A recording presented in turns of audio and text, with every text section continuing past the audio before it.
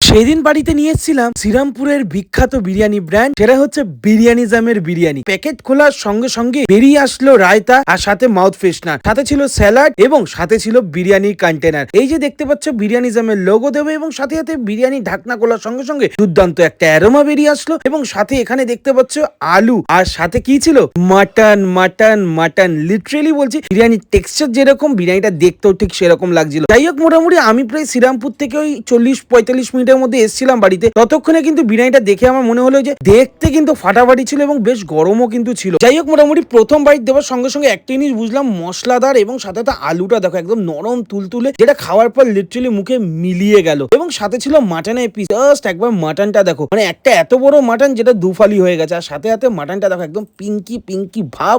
Just জিভ দিয়ে জল গড়িয়ে আসছে। প্রথমে রাইস দিয়ে যখন মাটনটা দিয়ে টেস্ট করলাম না, মাটনটা বেশ ভালো লাগলো, কারণ দারুণ কোয়ালিটির মাটন কিন্তু এনারা ইউজ করছে। হালকা কাঁচা লঙ্কা একটু দিয়ে বিরিয়ানিটা খেতে লিটারালি ফাটাফাটি। আর সাথে রায়তাও ছিল, রায়তাটাও বেশ ভালো বানিয়েছিল, আমার তো বেশ দারুণ লাগলো।